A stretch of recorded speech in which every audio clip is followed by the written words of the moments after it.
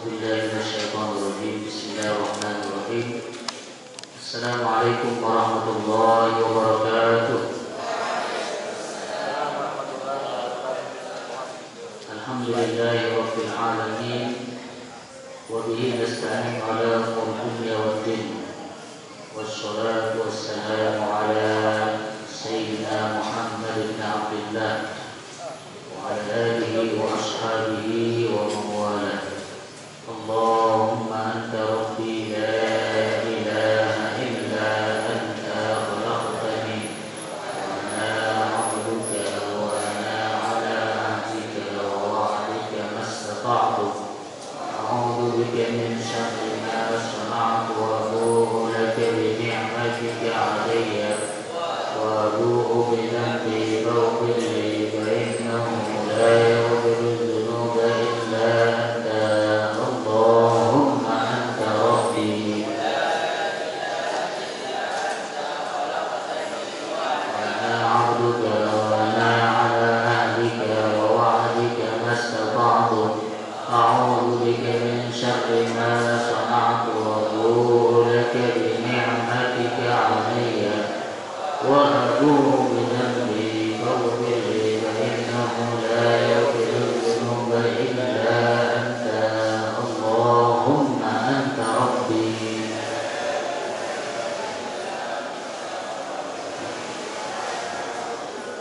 wa ana 'ala ahdika wa wa'dika mastata'tu. A'udzu bika min syarri ma sana'tu wa abu'u laka bi ni'matika 'alayya wa abu'u bi dhanbi faghfir li fa innahu la yaghfiru dhunuba illa anta.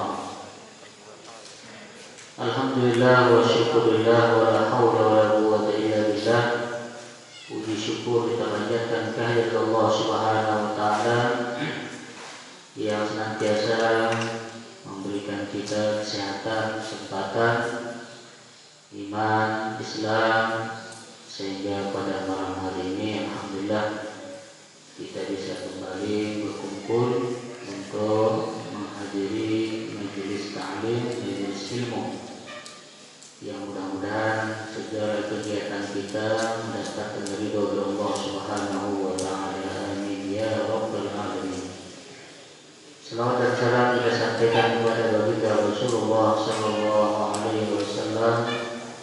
Mudah-mudahan kita selaku pengikut beliau senantiasa diberikan keistiqomahan untuk terus mengerjakan apa yang telah beliau ajarkan kepada kita, dan mudah-mudahan telah kita mendapatkan syafaat beliau. Amin ya rabbal alamin. Hadirin wa hadirat kaum muslimin rahimani wa rahimakumullah. Jadi alhamdulillah setelah beberapa bulan kita yang secara khusus tidak bisa mengisi kajian, tapi alhamdulillah ada para guru kita yang bisa mengisi, karena memang ilmu itu makanan daripada ruh kita. Kalau jasad kita perlu makan, perlu minum, jadi ruh kita juga perlu makan, perlu minum. Kalau makanan jasad ya banyak, ada nasi, ada roti, ada macam-macam. Nah, kalau makanan roh ini ilmu dan zikir, sehingga selalu ada majelis ilmu dan majelis zikir. Karena roh kita ini kalau dia tidak beri makan, tidak mendapatkan makanan, maka akan gersang, akan kering, akan mati. Nah, roh kita. Maka majelis-majelis ilmu, majelis zikir itu sangat kita perlukan, sangat penting di dalam kehidupan kita.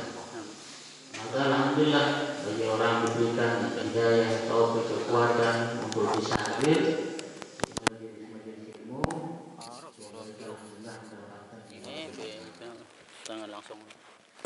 karena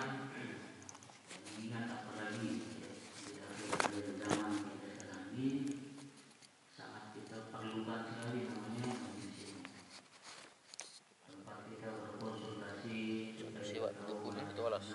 Apa? Satu siwak putuk bulu. Wah, satu siwak putuk bulu, putuk olas. yang harus kita tinggalkan. Nah, dari majelis ilmu itulah kita mendapatkan faedah.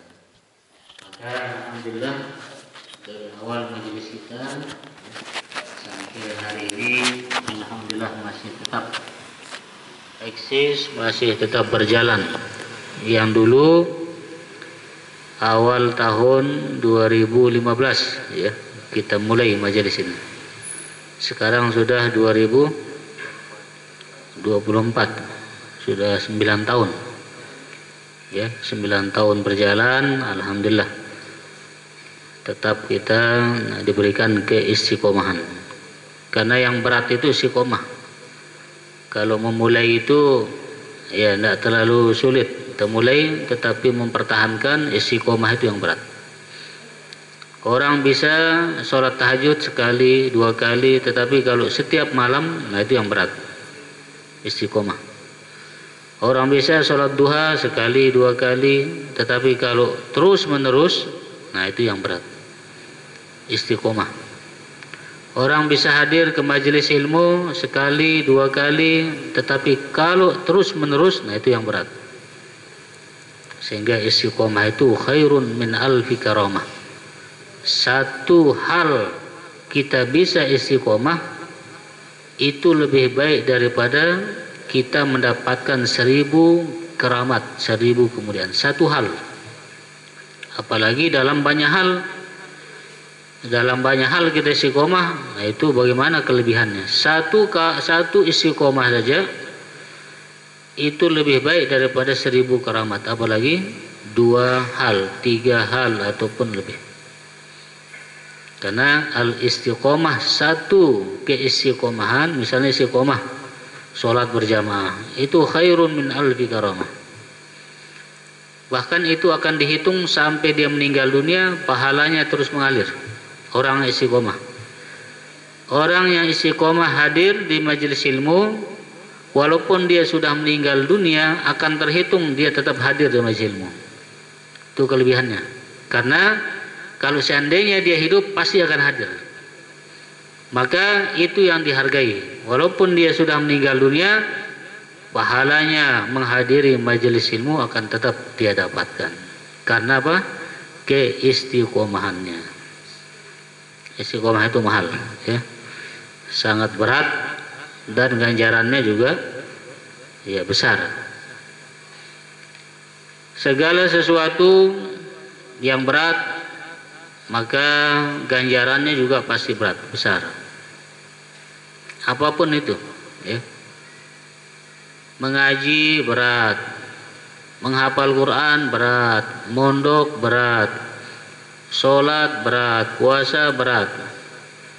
Nah, tetapi ya, perlu diingat ganjarannya juga berat. Ya, ganjarannya juga berat. Sesuatu itu berat ya karena apa? Bertentangan dengan hawa nafsu. Karena bertentangan dengan hawa nafsu kita. Sholat terasa berat karena sholat bertentangan dengan hawa nafsu. Hawa nafsu pinginnya tidur, pinginnya senang, nggak mau dia susah, nggak mau dia berat-berat. Menghadiri majelis alim berat karena bertentangan dengan hawa nafsu. Nafsu kita inginnya di rumah nonton TV, buka HP, main Facebook, buka WhatsApp, itu pingin nafsu kita. Tapi kita lawan, kita tinggalkan, kita hadir majelis alim, nah itu ganjarannya berat. Dan alhamdulillah ya, yang tetap istiqomah hadir di majelis-majelis ilmu dimanapun ya majelis ilmu, ya alhamdulillah mendapatkan nikmat yang besar, ya, mendapatkan nikmat yang besar. Hadirin wal hadirat kaum muslimin muslimat rahimani wa rahimakumullah. Sebelum kita nanti melanjutkan kajian-kajian kitab kita, ya, nah mungkin pada malam hari ini nanti yang menyampaikan sedikit pengalaman ya tentang pelaksanaan ibadah haji yang konon informasinya macam-macam, viral dan lain sebagainya, nggak dapat makan, ditangkap polisi, nggak bisa itu, nggak bisa ini. Nah, nanti kita sampaikan. Ada yang mengatakan hajinya tidak sah dan lain sebagainya. Gimana sebenarnya? Haji merupakan salah satu rukun Islam. Haji merupakan salah satu pondasi atau rukun di dalam Islam. Maka diwajibkan bagi orang yang sudah memiliki kemampuan. Nah, kemampuan ini ada kemampuan sifatnya harta, ada juga kemampuan sifatnya fisik. Karena haji ini dia mencakup semua macam ibadah. Ibadah harta juga masuk karena kita perlu mengeluarkan biaya. Ibadah fisik juga masuk karena kita harus berangkat. Ibadah semuanya, ya. Ibadah nafsu menahan diri juga kita masuk di situ karena kita menggunakan ihram. Banyak hal-hal yang tidak boleh kita lakukan ketika berihram. Sehingga semua macam ibadah fisik seperti sholat masuk di haji. Ibadah harta zakat masuk juga di haji. Ibadah puasa menahan nafsu juga masuk di haji. Karena harus menggunakan ihram, ada pantangan-pantangan dan larangannya. Makanya dia menjadi penutup dari rukun Islam. Karena dia mencakup, menyimpulkan semua jenis-jenis ibadah yang diwajibkan seperti sholat, kemudian zakat, kemudian puasa, masuk dia. Maka ibadah haji ini karena merupakan kewajiban, ya, maka umat Islam yang beriman, yang punya keyakinan yang kuat, pasti tergerak, pasti menginginkan, ya, untuk bisa berangkat haji. Pasti itu. Setiap umat Islam yang beriman, percaya, pasti punya keinginan yang kuat untuk bisa menyempurnakan rukun Islam yang kelima. Kemudian termasuk ibadah haji dia berat karena harus fisik. Makanya bagusnya kalau pergi haji sebaiknya ya lebih muda lah, jangan terlalu tua. Ya. Karena berat. Ya. Kalau bisa di bawah umur 60 lebih bagus. Karena berat. Di samping cuaca yang panas, ya, di samping harus misalnya pas pelaksanaannya dari tanggal 8, ya, hari Tarwiyah, kemudian tanggal 9 hari Arafah, kemudian tanggal 10, ya, hari raya, ya, sampai selesai melaksanakan pelaksanaan itu berat. 3 hari berarti harus, ya, harus keluar 3 hari, tanggal 8, tanggal 9, tanggal 10 dengan cuaca yang panas, kondisi yang orang banyak, ya, bercampur. Memang perlu fisik yang kuat. Sehingga harapan dan himbauan kami, ya, kalau sudah ada rezeki jangan menunda-nunda untuk melaksanakan ibadah haji. Segerakan. Jangan menunggu nanti tua dulu karena berat, ya. Berat, kasihan, ya, kalau terlalu tua, ya, kasihan. Tapi kalau takdirnya sudah terlanjur tua, ya, jalankan. Ya, ini bagi yang masih muda, ya, apalagi melalui jalur misalnya pemerintah reguler kan harus menunggu lama. Jadi harus, ya, dari muda sudah mempersiapkan diri. Kemudian, ya, haji karena perintahnya secara umum. Nabi Ibrahim alaihissalam diperintahkan untuk memanggil, ya, memanggil semua orang untuk bisa melaksanakan ibadah haji. Dipanggil. Artinya secara umum dipanggil.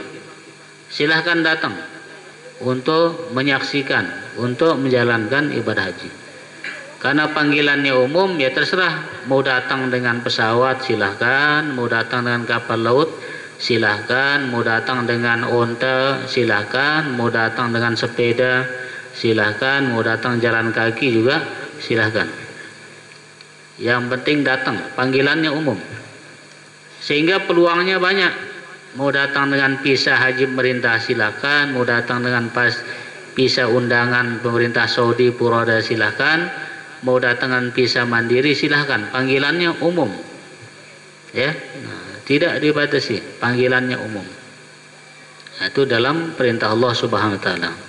Wa azim pinnas, umumkan kepada manusia, maka mereka akan datang, ya, dengan berjalan, dengan mengendarai, ya, kendaraan dan lain sebagainya. Artinya sehingga peluang-peluang untuk melaksanakan ibadah haji, kalau dulu orang mengatakan banyak jalan menuju Roma, kalau sekarang banyak jalan menuju tanah suci. Banyak jalan. Maka terkait dengan pelaksanaan ibadah haji, kalau berbicara sah apa tidaknya, maka kita tidak bisa lepas dari apakah rukunnya disempurnakan atau tidak. Kalau bicara sah atau tidak itu berarti kaitannya dengan rukun, ya. Tidak ada kaitannya dengan cara datangnya, tetapi bagaimana pelaksanaannya di sana. Sempurna enggak rukunnya, rukun haji. Nah, itu kaitannya kalau berbicara masalah sah atau tidak. Jadi tidak ada kaitannya apakah visanya haji, visanya mandiri, visanya pun enggak ada kaitan antara sah dengan tidaknya dengan visa. Tetapi sah atau tidak itu kaitannya dengan rukunnya dilaksanakan apa tidak.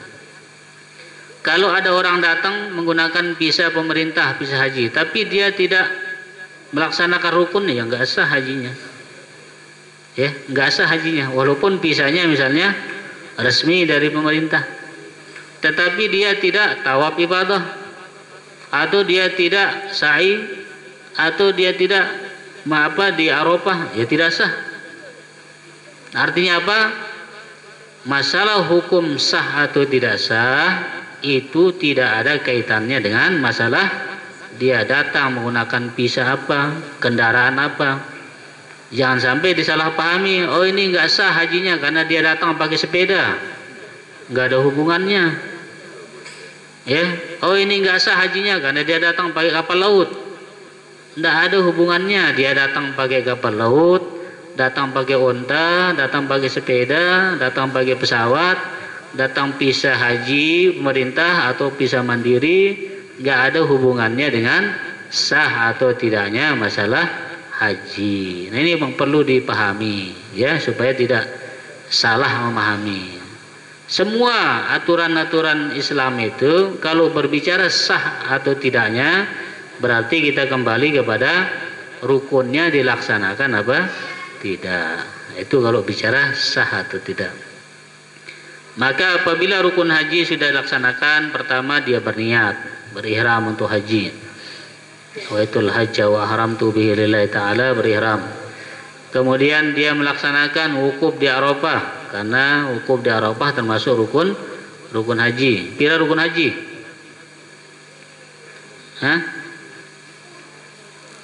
Rukun haji. Satu, niat, ya, berniat, berihram, berniat berihram untuk melaksanakan haji. Dua, wukuf di Arafah, rukun haji, al-hajju Arafah. Tiga, tawaf ifadah, ya. Yang dimaksud dengan rukun haji itulah tawaf ifadah. Karena tawaf itu ada tawaf kudum, ada tawaf wada, ada tawaf sunnah. Tetapi yang menjadi rukun haji itu adalah tawaf ifadah. Kemudian sa'i, kemudian ya tahallul, tertib, selesai. Kalau yang 6 ini dilaksanakan berarti hajinya sudah sah. Kenapa? Karena menyempurnakan rukun haji, ya, menyempurnakan rukun haji. Kalau dia tidak mabit di Muzdalifah, apakah hajinya sah atau tidak? tidak mabit di Musdalifah, sah apa tidak? Sah, kan sudah sempurna rukunnya tadi. Berarti selain 6 ini bukan rukun. Tetapi kalau khusus di haji, dia ada namanya wajib haji. Wajib haji ini kalau tidak dilaksanakan bisa diganti dengan membayar dam, ya, atau bisa dibadalkan kalau seandainya tidak mampu. Saya dibadalkan, tapi hajinya tetap sah. Wajib haji misalnya mabit di Musdalifah, ya, wajib haji. Bisa kalau seandainya tidak mampu, ya bisa dibadalkan atau bisa mengganti dengan bayar dam. Melempar jumroh wajib haji, ya bisa diganti. Kemudian juga tawaf wada itu wajib haji, bisa juga diganti dengan dam. Tetapi kalau yang 6 ini tidak dikerjakan, maka tidak sahlah hajinya. Itu bicara kalau sah atau tidaknya, ya. Kadang-kadang ada orang salah memahami, ya. Kalau dia pakai pisah ini nggak sah hajinya katanya, ya, nggak sah. Masalah pisah, masalah yang lain-lain itu masalah administrasi. Masalah administrasi, ya. Nah, bukan kaitannya dengan rukun haji. Masalah administrasi saja. Masalah permainan dunia saja, ya. Masalah permainan semua itu. Ya, tidak ada kaitannya. Maka orang-orang yang pergi haji, apapun jalannya, ya, selama rukun-rukun itu dia kerjakan, maka hajinya sah, ya. Nah, itu yang perlu untuk diluruskan. Nah, kadang-kadang memang ada orang-orang yang punya penyakit hati, ya, membesar-besarkanlah, ya, mengada-ada, membuat hukum dan lain sebagainya, ya. Jadi masalah administrasi saja. Kalau misalnya kenapa nggak ikut pemerintah, ya, banyak orang ikut pemerintah, ya, karena aturannya memang panggilannya umum. Misalnya orang bersepeda motor, aturannya harus pakai helm, kan buktinya banyak nggak pakai helm, berarti dia melanggar pemerintah, ya, kan aturannya begitu. Harus pakai helm, harus begini, tetapi buktinya banyak juga yang enggak, ya. Berarti dia melanggar pemerintah, dia bersalah, berdosa. Iya, bersalah, berdosa, tapi nanti diampuni dosanya di Arafah katanya, ya. Karena al-hajju mabrur laisa jazaohu illal jannah. Begitu orang sudah di Arafah, semua dosa-dosa itu akan diampuni oleh Allah Subhanahu wa taala. Kalaupun ada salahnya, misalnya tidak patuh dengan aturan pemerintah, ya nanti di Arafah diampuni semua dosa-dosanya, selesai masalah, ya, nggak ada yang perlu dipusingkan, selesai masalah. Nah, jadi ya jangan sampai hal-hal seperti ini menjadi ya salah pemahaman, ya. Nah, yang penting pemerintah Saudi sudah menyiapkan tempat bagi orang-orang yang mau jalur mandiri. Disiapkan tempatnya luas, ada pohonnya, ada jedingnya, bagus, ya, disiapkan semua. Masuk Arafah bisa orang-orang jalan kaki, kalau tidak mampu menyewa bis, orang jalan kaki dipersilahkan masuk, ya, tidak ada yang ditangkap misalnya sudah di Arafah, tidak ada, ya, tidak ada ditangkap, cuma karena berita terlalu besar, ya. Orang sudah masuk Arafah sudah aman, ya, tidak ada ditangkap-tangkap. Tetapi alhamdulillah rombongan kita, ya kita usahakan semaksimal mungkin ke Arafahnya dengan menggunakan bis yang resmi, ya, bis resmi. Jadi tidak ada meriksa-meriksa, tidak ada, langsung los. Karena kita juga resmi di situ menggunakan bis masuk Arafah yang resmi, ya, resmi. Mungkin kalau nggak resmi mungkin diperiksa, tapi kalau resmi tidak ada pemeriksaan. Jadi dia lancar aja, ya, masuk Arafah. Dan pemerintah Saudi sudah tahu masalah ini. Pemerintah Saudi bukan bodoh, bukan nggak tahu, bukan bodoh, enggak. Mereka mengeluarkan visa, mereka memberikan fasilitas, ya. Nah, jadi semuanya sebenarnya hanya administrasi dan mungkin ada ketakutan-ketakutan.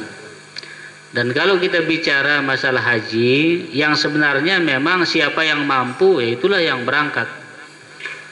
Ya, siapa yang mampu sudah memiliki kemampuan berangkat gitu. Kenapa disuruh nunggu bertahun-tahun lama-lama, kemudian uangnya diputar-putar untuk dimanfaatkan, ya, sampai 20-30 tahun. Apalagi informasinya sebagian jatah jamaah reguler diperjualbelikan, siapa yang lebih bayarnya bisa berangkat langsung. Nah, kadang-kadang begitu, ya, permainan semua, ada unsur permainan. Maka yang dikatakan mampu secara harta, kalau kita bicara ya secara kemampuan, berarti yang daftar langsung berangkat itulah yang mampu. Kalau yang antri ini kan dia nunggu subsidi, disubsidi, dibantu oleh pemerintah baru bisa berangkat. Kalau bicara kemampuan, maka tidak elok ya kalau kita harus saling menjatuhkan. Oh, ini yang reguler, yang resmi, ini yang tidak resmi. Tidak elok, karena kalau kita mau teliti secara dalam, justru yang mandiri ini yang betul-betul mampu, karena dia punya uang langsung berangkat. Kalau ini kan harus subsidi dulu, artinya dibantu subsidi itu, ya, berarti belum mampu kalau dibantu. Nah begitu, kalau misalnya saling mencari kekurangan, maka sebaiknya siapapun yang punya peluang, kesempatan, silahkan, ya, berangkat haji. Banyak jalan menuju kota suci, tanah suci, insyaallah. Nah itu terkait masalah hukum, ya, yang kadang-kadang orang sering ya perselisihkan, apakah hukum ibadah haji yang jalur khusus mandiri sah apa tidak. Nah maka tadi yang sudah luruskan terkait masalah sah atau tidak, berarti berbicara tentang rukun, ya, berbicara tentang rukun, apakah dilaksanakan rukunnya atau tidak. Nah itu kaitannya sah atau tidaknya. Kemudian ada berita-berita tentang penangkapan, ya. Misalnya berita satu orang kelompok ditangkap, itu aja di share, ini kelihatan banyak, ya, satu nge-share itu, satu ngeritakan, jadi diulang-ulang, kesannya banyak begitu. Kalau memang banyak yang tertangkap, berarti kan banyak yang dipulangkan. Ini yang dipulangkan beritanya hanya berapa puluh orang, tapi berita yang ditangkap banyak sekali. Nah, bagaimana faktanya di lapangan? Ya, faktanya di lapangan, kalau orang menggunakan visa ziarah, kemudian seandainya pun dia mendapatkan bertemu dengan polisi dan diperiksa, kemudian disuruh naik bis. Setelah dia sidik jari ternyata dia bisa ziarah, kemudian diantar keluar di kota haram, ya, ada yang diantar ke Jeddah, kemudian nanti masuk lagi, disuruh masuk begitu, ya, disuruh masuk lagi. Nah, sehingga menjadi peluang bisnis jadinya, ya, menjadi peluang bisnis. Nah yang dicari memang yang visa umroh, yang harusnya sudah balik. Nah, tetapi mereka diam. Nah, itu kan dia sudah ilegal, ya. Artinya secara administrasi sudah ilegal, harusnya dia balik. Nah, itu yang menjadi incaran. Sebagian juga berpendapat, ya, informasi yang berkembang, yang dicari adalah sesuai dengan permintaan dari pemerintahnya. Misalnya informasinya dari pemerintah Mesir, karena yang mendaftar katanya secara resmi hanya sedikit sekali, 25%, kebanyakan jalur mandiri, sehingga pemerintahnya ya merasa dirugikan mungkin, ya, dirugikan, sehingga dimintalah ya pemerintah Saudi untuk mengamankan yang jalur mandiri itu supaya tertib lagi nanti melalui jalur pemerintah, karena 25% yang daftar, ya. Kebanyakan mereka langsung berangkat mandiri dan biayanya lebih murah. Nah, mungkin begitulah informasi yang banyak berkembang.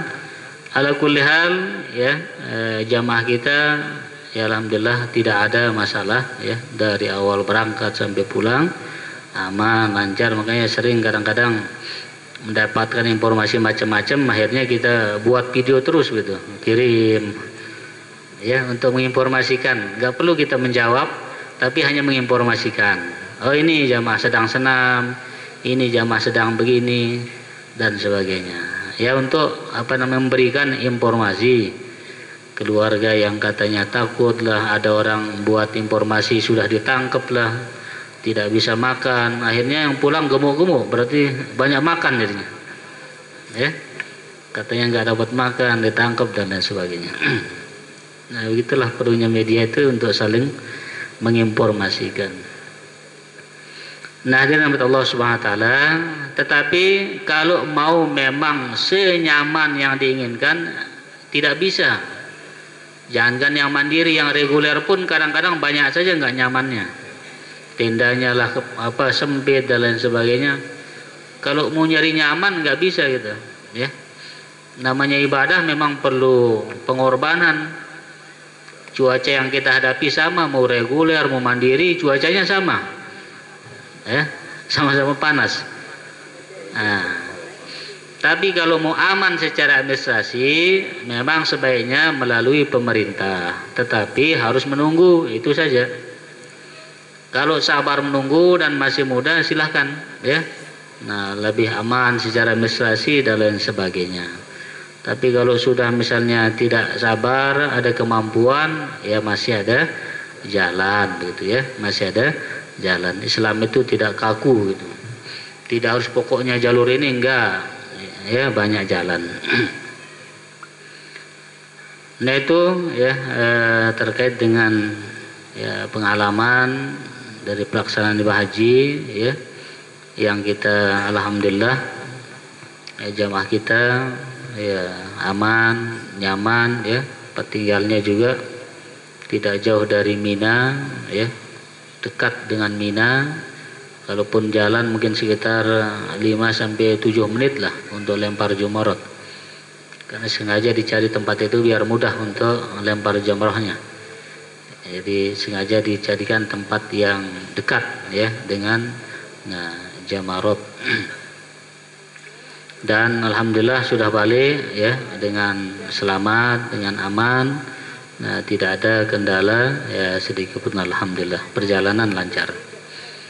Nanti kita lihat perkembangannya, informasi ke depan yang mudah-mudahan ya, mudah-mudahan aman juga ya, mungkin lebih dipermudah lagi tahun ke depannya. Nah mudah-mudahan insyaallah.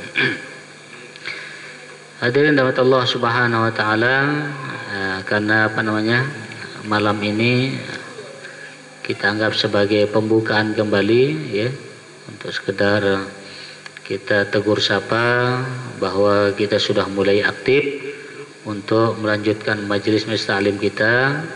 Jadi nanti kita lanjutkan pengajian kitab-kitab kita yang mudah-mudahan ya, dengan hadirnya kita di majelis ini, apa yang menjadi kebingungan, apa yang menjadi kurang paham kita, jadi mudah-mudahan kita lebih paham tentang agama ini, karena memang sangat penting. Begitu juga untuk ya santri dan santriwati yang baru juga kembali ya, supaya lebih meningkatkan diri, apalagi santri sekarang ada peningkatan untuk yang baru yang akan datang nanti hari Rabu ya. Artinya ya pendaftar mulai sudah ada yang dari Mataram, informasinya Sumbawa dan sebagainya. Jadi berarti pondok kita sudah banyak melirik gitu. Tinggal kita nanti kesiapannya untuk mematangkan diri supaya lebih baik ya, dari pengurus yayasan supaya lebih ya mempersiapkan, karena ke depan kita nggak tahu akan semakin bertambah dan lain sebagainya, karena orang melihat dari media ya, melihat ya nyata juga begitu apa adanya. Jadi kita hanya berusaha untuk bagaimana mempersiapkan diri dengan sebaik-baiknya untuk meningkatkan kualitas guru, pelayanan dan lain sebagainya. Kemudian banyak berita juga yang beredar tentang pondok pesantren, ya, satu kasus kadang dibesar-besarkan. Kalau tiang cermati memang setiap tahun ajaran baru pasti ada kasus pondok pesantren, ya. Setiap mau tahun ajaran baru pasti ada kasus pondok pesantren yang dimuat itu. Entah apa maksudnya kita nggak tahu. Kenapa kasus yang sekolah umum nggak diangkat gitu, padahal banyak juga kasusnya. Tetapi selalu kasus pondok pesantren, ya. Setiap mau tahun ajaran baru pasti ada muncul kasus pondok pesantren, macam-macam lah, ya, diangkat. Tetapi tidak diangkat kasus-kasus sekolah umum. Ini ada apa begitu? Jadi pertanyaan, apakah memang sekolah umum ini nggak ada kasusnya? Hah? Apakah nggak ada kasusnya? Sekolah umum ini berarti sekolah umum ini bersih semua gitu, nggak punya masalah. Ya, kalau nggak ada ya nggak apa-apa, nggak diangkat. Tapi kalau ada, kenapa nggak diangkat juga setiap tahun ajaran baru? Kenapa harus pondok pesantren terus? Pondok pesantren yang besar sudah melahirkan penghafal Quran, ulama, ya, dai dan sebagainya, hanya gara-gara satu kasus yang belum jelas, ya, itu dibesar-besarkan ini dia. Akhirnya citra pondok pesantren rusak. Orang-orang jadi ragu, takut mondokkan anaknya. Ini ada apa maksudnya? Ya, nah, pasti ada misi, ada tujuan. Setiap pada tahun ajaran baru pasti ada kasus pondok pesantren. Nah, ini juga, ya, nah, perlu kita teliti juga. Nah, siapa yang bermain, betul. Semua ada kasusnya, ya. Tetapi janganlah satu kasus dibesar-besarkan, ya, untuk menjatuhkan dan sebagainya. Nah, sehingga pondok pesantren yang tujuannya bagus, menciptakan kader agama, orang sudah berjuang, ya, bagaimana mendidik generasi Islam, tapi gara-gara satu kasus orang jadi nggak mau lagi ke pondok pesantren, orang takut, ya. Dimanapun kita berada pasti ada masalah, pasti ada masalah. Nggak di pondok pesantren, nggak di sekolah umum dan lain sebagainya. Maka kita tetap, ya, jangan sampai goyah para wali santri, ya. Jangan karena kasus pondok orang di sana jauh misalnya, kita juga ikut-ikutan takut di sini, ya. Orang bermasalah pondok pesantren di sana di Jawa, tapi karena kita lihat di berita kita ikut juga takut sini, ya. Nah, maka ya mudah-mudahan juga sebagai evaluasi kita semua, ya, sehingga pondok pesantren ini jangan sampai redup, jangan sampai hilang kepercayaan gara-gara berita yang terlalu dibesar-besarkan, ya. Nah, alhamdulillah, mudah-mudahan kita di sini juga, nah, bisa semakin lebih baik insyaallah. Hadirin Allah Subhanahu wa taala. Jadi segala program, ya, yayasan kita alhamdulillah, walaupun tiang tidak secara langsung di sini, ya, alhamdulillah jalan, termasuk program kurban, alhamdulillah jalan, ya, tidak mundur sebenarnya, tidak berkurang, cuma dibagi ke masjid saja sebagian, ya, dibagi karena kita berbagi, ya, di sini tetap jalan, di situ juga, nah, tetap jalan, yang alhamdulillah intinya semua jalan. Nah, itu yang tiang harapkan, jangan berpegang sama satu tokoh. Ya, kalau kita berpegang satu tokoh, begitu hilang, ya hilang semuanya jadinya nanti. Jadi jangan berpegang kepada satu orang, tapi kita berpegang kepada aturan yang ada, program yang ada. Ada tidak adanya tokoh itu sudah jalan terus gitu, ya. Nah, jalan terus, jangan sampai karena tokohnya nggak ada semuanya nggak ada. Nah, jangan sampai begitu, karena kalau kita kan sebentar umur kita, tapi kalau pondok pesantren kan harus sampai hari kiamat begitu. Makanya perlu dilatih, adanya pengurus, adanya program, adanya aturan begini dan begitu, itu tujuannya supaya tetap berjalan. Ada tokohnya, ada pimpinannya, tidak ada sudah meninggal, pondok harus tetap berjalan, yayasan harus tetap berjalan. Nah, itu yang ingin tiang sampaikan, ya. Jadi kita perlu latih juga, tetap jalan, ya, nah, tetap jalan. Nah, itu harapan tiang kepada kita semua jamaah ya Mesalim, kemudian para pengurus, dewan guru, para santri, santriwati. Jadi perjuangan kita bukan untuk seseorang tetapi untuk Islam, ya. Perjuangan kita untuk melanjutkan perjuangan baginda Rasulullah sallallahu alaihi wasallam. Itu saja yang bisa tiang sampaikan pada malam hari ini. Mudah-mudahan insyaallah pada minggu yang akan datang kita lanjutkan pengajian kitab kita.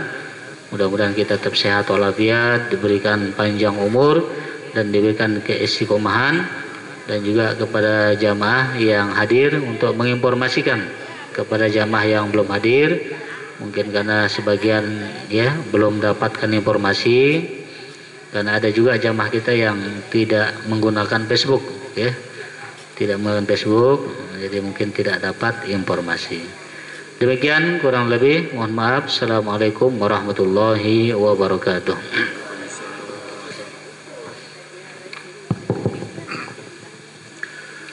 Bismillahirrahmanirrahim. Assalamualaikum warahmatullahi wabarakatuh. Tuan yang kami muliakan, para jamaah yang berbahagia, alhamdulillah bahwa pembukaan pengajian malam ini dan sudah kita dengar pengalaman beliau. Insyaallah nada-nada yang kemarin gak miring sudah alhamdulillah, mungkin dari kemarin hari Jumat itu sudah lurus, ya. Angin kencang, begitu beliau datang anginnya sudah redup, alhamdulillah. Kemudian selanjutkan masalah program pengurus yayasan yang ada mungkin 5 hari kami bincang berapa orang, termasuk bendahara yayasan, kemudian bagian aset dan sebagainya.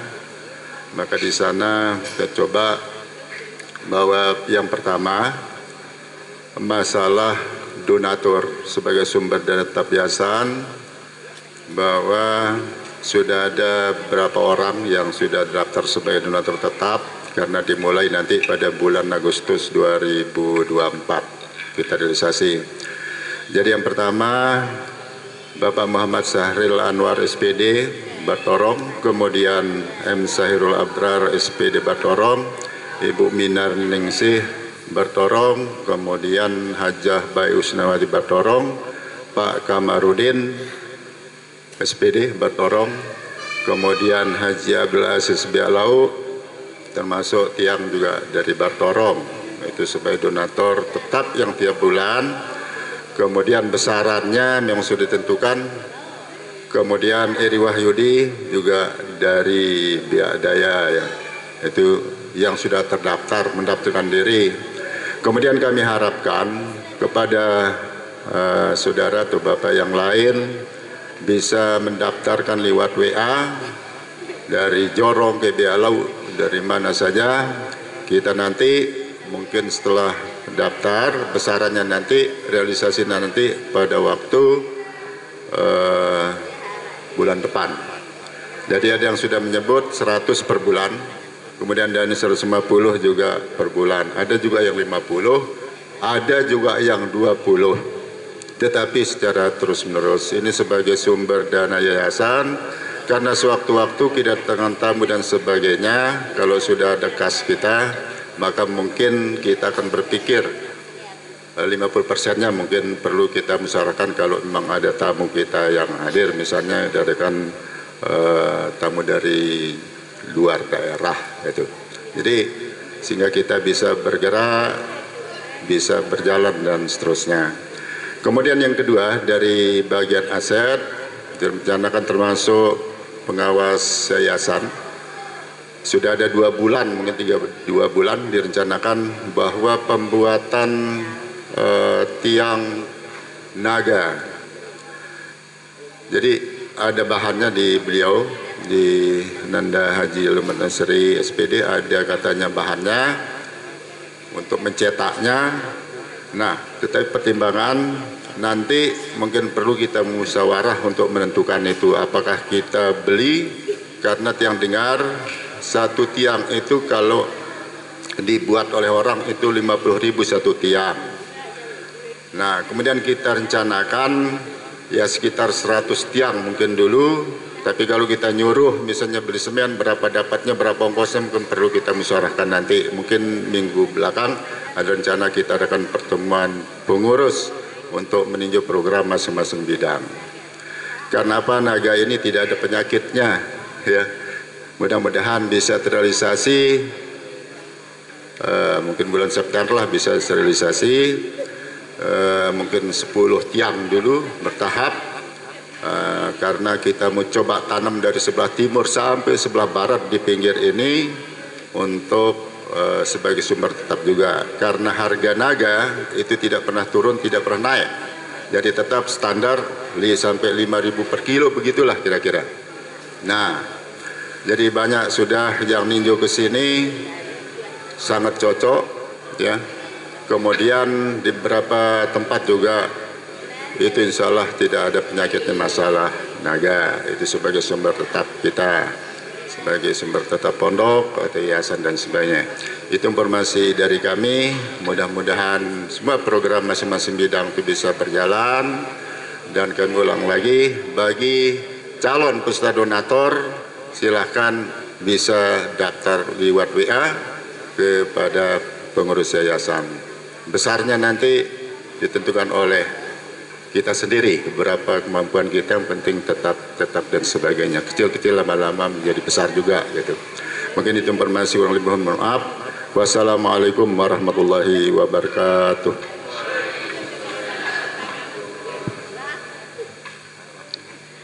Tambah informasi untuk program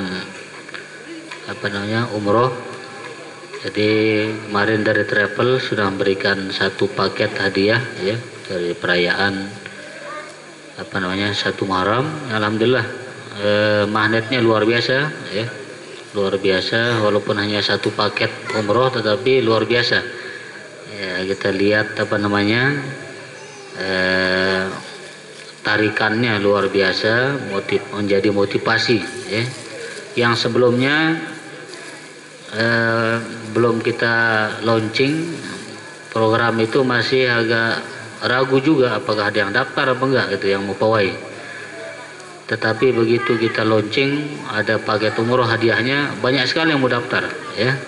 Artinya apa? Magnetnya ya alhamdulillah luar biasa.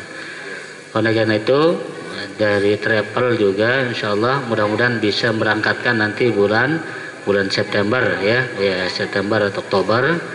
Kalau September sudah cukup satu kelompok, ya 20 ke 25, 30 dan sebagainya, maka yang mendapatkan hadiah itu pun juga akan berangkat bersama. Oleh karena itu bagi jamaah yang punya keluarga, sahabat, handetolan yang ingin berangkat untuk umroh bulan September misalnya, kalau Maulid, ya silahkan bisa nanti mendaftarkan diri, ya. Nanti bisa di kantor. Setelah pembimbing nanti insya Allah mungkin banyak juga yang lain, tidak mesti tiang yang berangkat, tetapi ada juga para tuan guru yang lain insya Allah. Nah, demikian sebagai tambahan informasi.